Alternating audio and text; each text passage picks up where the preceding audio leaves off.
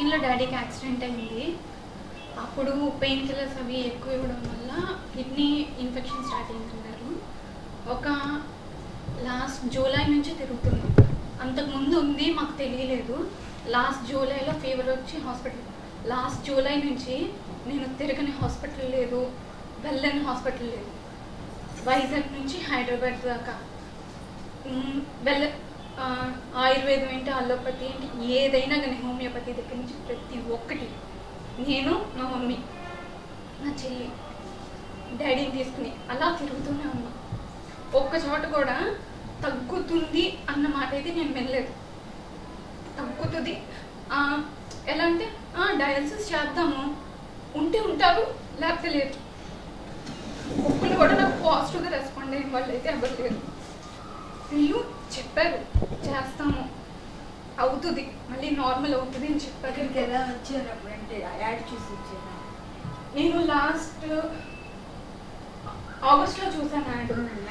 కానీ నాకు రావడానికి ఈ మంత్ అయింది. కాదు, ఇది నేర్చుకోవడానికి కాదు, డాడీని తీసుకురావడానికి.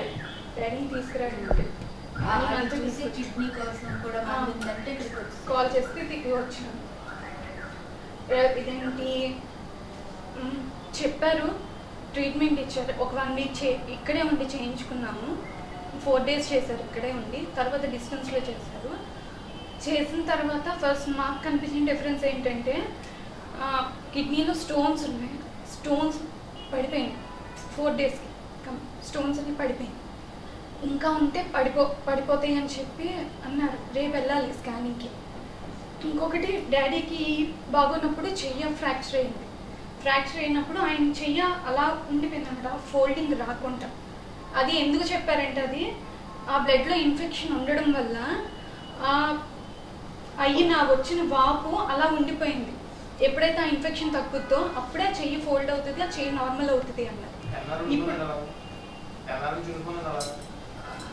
ఎప్పుడైతే ఇది బాగాలేదు అంటే 6 months నుంచి ఆ వాపు అలా ఉండిపోయింది. ఇప్పుడు కొంచెం నర్వ్స్ మేము ఒక 10 days నుంచి చేస్తున్నాం. వాపు ఉందండి, చూసారు. ఇప్పుడు నర్వ్స్ కనబడుతున్నాయి. ఎప్పుడైతే ఇన్ఫెక్షన్ తగ్గుద్దో అప్పుడు మాత్రమే ఆ చెయ్యి డిఫరెన్స్ కనిపిస్తుంది అని చెప్పారు. నేను ఇప్పటిదాకా ఈ విషయం వీళ్ళకి కూడా చెప్పలేదు, నేను ఇప్పుడే చెప్తున్నాను. ఆ ఇన్ఫెక్షన్ ఎప్పుడైతే తగ్గుద్దో అప్పుడు ఆ చెయ్య ఆ వాపు తగ్గుద్ది అని చెప్పారు. మాకు డాక్టర్స్ చెప్పారు. వాళ్ళు డిఫరెన్స్ ఎలా ఉంటుందా తెలుసుకుందాం అనేసి నేను చెప్పలేదు, నేను ఇప్పుడే చెప్పాను అసలు విషయం.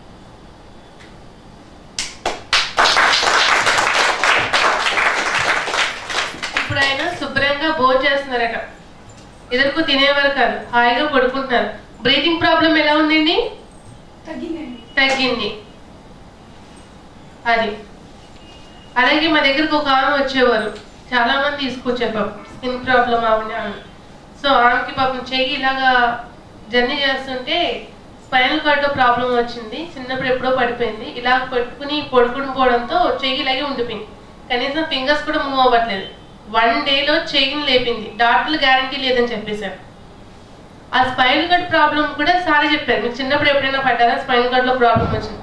అప్పుడు ఆమె గుర్తొచ్చింది, అవును సార్ నేను పడ్డాను. సో హీలింగ్ చేయగానే పైకి లేచింది. ఫింగర్స్ 3 daysలో లేచాయి, నార్మల్గా అయ్యాయి. ఇప్పుడు ఆమె చెయ్యి నార్మల్. 1 month ట్రీట్మెంట్ ఇచ్చాం, ఇంకో మంత్ వద్దు వేస్ట్ అన్నాం. మనం ఆరిజం ప్రాబ్లం కూడా క్యూర్ చేయవచ్చు. ఒకటి, బోన్ విరిగిపోతే అది జాయింట్ చేయడానికి మనకి ఆపరేషన్ అనేది కావాలి, కట్టు, ఎందుకంటే సరిగ్గా నిలబడడానికి. ఆ లెక్కన వస్తే నేను ఇంకొక ఎగ్జాంపుల్ కూడా చెప్పగలను. నిన్న మీకు చూసే ఉంటారు, ఒక పెద్ద ఆయన వచ్చారు, వెంకటరామారావు గారు అని చెప్పి, బ్యాక్ సైడ్ కూర్చున్నారు. వాళ్ళ అమ్మాయికి అమెరికాలో ఉంటారు ఆవిడ, హైదరాబాద్ అండ్ అమెరికాలోని. సో జయప్రద గారు అని చెప్పి, ఆమె చెయ్యి ఎప్పుడో బిఫోర్ 14 years బ్యాక్ బ్రేక్ అయింది. సో చేతిని తెలియక అలా వదిలేయడంతో ఈ యొక్క మోచెప్పు వచ్చి ఈ ఫ్రంట్ భాగంలోకి వచ్చింది. చెయ్యి కూడా ఇంతలా వాసిపోయింది అది. సో చాలా ఇబ్బంది, పెయిన్ వస్తుందని చెప్పి షుగర్ ట్రీట్మెంట్ కోసం వచ్చి అది కూడా చేయించుకున్నారు. ఇప్పుడు ఆ బోన్ తిరగడం మొదలెట్టి ఇక్కడికి వచ్చింది, చెయ్యి సన్నబడింది. బోన్కి అయితే మేము ఏం చేయలేమండి అని చెప్పాం. సరే ఒక ప్రయత్నం చేద్దామని చేసాం. ఆవిడ మెడిసిన్ వాడటం మానేసి దగ్గరగా ఒక 6 నెలలు వాడిందట. చెయ్యి ప్రాబ్లం తెలిసిన తర్వాత 13 సంవత్సరాల నుంచి అలాగే పెట్టుకుని కూర్చుంది. 14 సంవత్సరాలు అప్పుడైతే బ్రేక్, 13వ సంవత్సరంలో మెడిసిన్ వాడిందంట ఒక 6 నెలలు. తర్వాత ఇంకా వదిలేసింది. డాక్టర్లు ఆపరేషన్ చేయించినా వేస్ట్ అన్నారు. సో అది ఇప్పుడు నార్మల్కి వచ్చింది. 90%, 10% ఉంది. ఇలా ఎన్నో అద్భుతాలను చేయొచ్చు. ఒక బాబుకి 6 సంవత్సరాల బాబుకి మాటలే రావు. బాబు పేరు వచ్చి చేతన్. వాళ్ళకి అసలు మాటలు అనేవే రావు. వాటికి ఆటిజం ప్రాబ్లం అంటే మీకు ఐడియా ఉండదు. ఒక చోట కూర్చోడు, నించోడు, మేనేజ్ దూకెత్తుంటాడు అనమాట. అసలు వాడిని ఆపడం అనేది ఎవరిదరం కాదు. అలాంటిది ఒక చేసిన 3వ రోజు నుంచి వాడు సైలెంట్గా కూర్చోవడం మొదలు పెట్టాడు. కరెక్ట్గా నెల 15 రోజులకి ఒక చిన్న బాబు వస్తుంటాడు ఆఫీస్లోని. ఆ బాబుని పేరు వచ్చి కౌశిక్. వాడికి అప్పుడే అమ్మ అక్క అనడం నేర్చుకున్నాడు. 6 సంవత్సరాల బాబు. క్షణంగా కౌశిక్ అని పిలిచాడు. కౌశిక్ అన్న వర్డు అప్పటికప్పుడు మాటలు వచ్చిన వాడు అనగలడా? ఇలా ఎన్నో అద్భుతాలని మనము చూడవచ్చు, చేయవచ్చు. చెప్పండి, ఆ తల్లిదండ్రులకు మనం జీవితం ఇచ్చిన వాళ్ళం కాదా?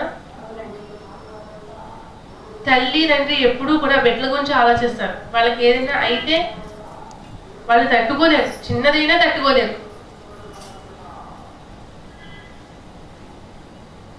వాళ్ళకి మనం ఎంత చేసినా ఎంత ఇది. ఇలా ఎన్నో చేయొచ్చు మీరు, కానీ మనస్ఫూర్తిగా చెయ్యండి. చేసే పనిని మీరు నాకు తెలియట్లేదు ఏంటి, నాకు రావట్లేదు ఏంటి, నేను చేసే నాకు తగ్గలేదు ఏంటి. ఒకటి, అతనిలో తేడా సరిగ్గా కూర్చోవాలి. మీరు చేసినప్పుడు ధ్యాసను నిమగ్నం చేయాలి. అంటే దృష్టి అక్కడ సాధించాలి. చేస్తున్నాను అన్న ఫీలింగ్ ఉండాలి. మీరు పక్కవాడిని ప్రేమించగలరు. ఇది డ్యూటీ కింద చేయకూడదు, వర్క్ కింద చేయకూడదు. అతనికి చేస్తున్నాను, తగ్గాలి. పరమాత్మ నువ్వు నన్ను చేయించు, నేను ఒక సాధనగా చేస్తున్నాను. మనం అందరం ఎవరు? పరమాత్మలకి సాధకులం. వాళ్ళ యొక్క సాధనలో మనం భూమి మీద ఒక వర్క్ చేయడానికి వచ్చాం. కాబట్టి ఆ ఫీలింగ్తో చేస్తే ఖచ్చితంగా రిజల్ట్ అనేది వస్తుంది. అలాగే మీరు ఈ ప్రాణిక్ హీలింగ్ని స్ప్రెడ్ చేయడం వల్ల మీకు ఎంత బెనిఫిటో మీకు తెలియదు.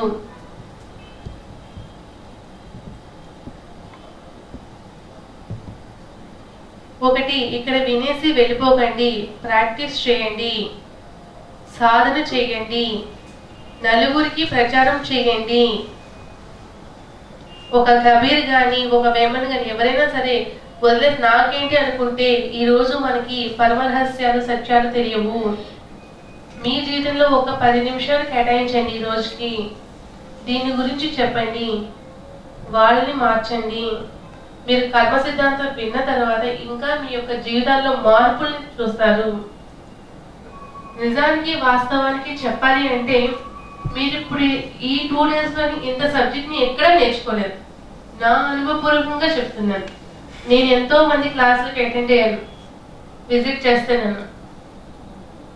ఏమీ లేదు, కూర్చోబెట్టామా, అదిగో అదిగో అదిగో ఇదిగో ఈ చక్రాలు, ఓకేనా, స్కాన్ చేయండి, ఆరాన్ని స్కాన్ చేయండి.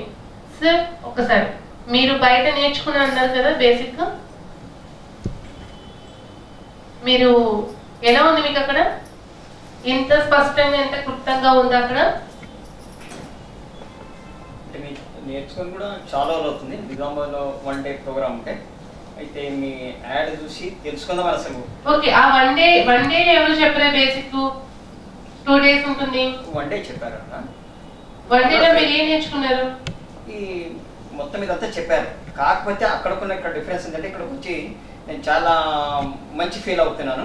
ఎందుకంటే నేను అనుకున్నది అయితే ఇక్కడ నా అనుకున్న దానికంటే కూడా ఎక్కువ అనుభూతి పొందుతున్నాను. అయితే పర్సనల్గా అంటే అప్పటి నుంచి ప్రాక్టీస్ చేయలేదు. నాకు ఇంకోటి ఏంటంటే మీకు ఒక విషయం చెప్తాను. నేను యాక్చువల్గా రేకి హీలర్ని. ఆ రేకి హీలింగ్ తోటి కూడా నేను ఒక ఇద్దరు ముగ్గురు మీద చేశాను, చాలా పర్ఫెక్ట్గా చేశాను.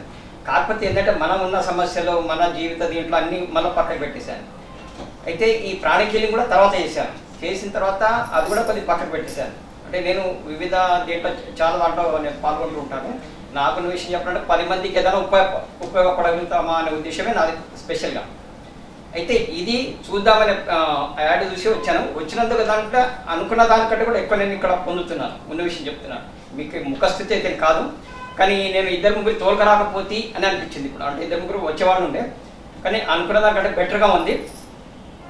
ఇది ప్రాక్టీస్ పెట్టాలి అని అయితే అనుకుంటున్నాను. ఇంకొకటి ఏంటంటే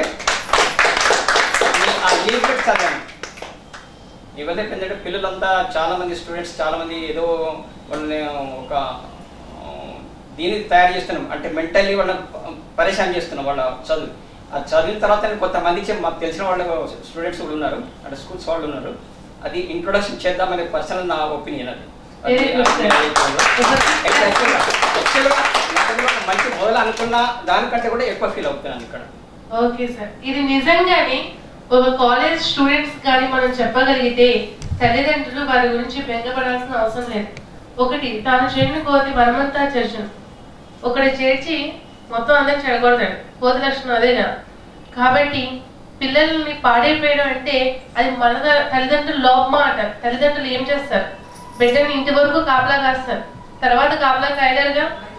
బయట ప్రపంచంలో వాళ్ళు ఇంట ఒకటి బయట ఒకటి ఉంటారు. అలా లేకపోతే వాళ్ళ కష్టం. ఇప్పుడు మనమైనా అంతేగా, ఇంట్లో ఒకలా ఉంటాం, ఆఫీస్లో ఒకలా ఉంటాం, నేచురాలిటీలో వెళ్ళిపోతుంది అది. కాబట్టి వాళ్ళకి కొంత అవగాహన అయితే సబ్జెక్ట్ పరంగా మనిషి విధి ధర్మాలను తెలుసుకుంటాడు. ఎలా ఉండాలి, అసలు తల్లిదండ్రులు ఎలా గౌరవించాలి మనకే తెలియదు. సగం విసుగొస్తే అరుస్తాం, నువ్వెంత అంటే నువ్వెంత దాకా వెళ్తాం. కానీ మనం పిల్లలకి నేర్పించడం వల్ల వాళ్ళకి మంచి చెడు గురించి ఇంకా ఆలోచించాల్సిన అవసరం లేదు, భయపడాల్సిన అవసరం లేదు. ఇప్పుడు మీరు నేర్చుకున్న ప్రాణిక్ హీలింగ్, మీ పిల్లలు బయటకు వెళ్తే సరిగ్గా మీ మాట వినలేదు, వాళ్ళు కొంచెం హార్ష్గా బిహేవ్ చేస్తారు అన్నట్టు వాళ్ళకి కూర్చుని మీరు హీలింగ్ చేస్తే చాలు, మీ మాట వింటారు. వాళ్ళు చక్కగా చదువుకుంటారు, చక్కగా ఉద్యోగాలు చేసుకుంటారు, చక్కగా దారిలోకి వెళ్తారు. డ్రింకింగ్ ఉంది అబ్బాయికి, ఏం చేయాలి? చెడు సహవాసం చేస్తున్నాడు, కూర్చుని హీలింగ్ చేయండి.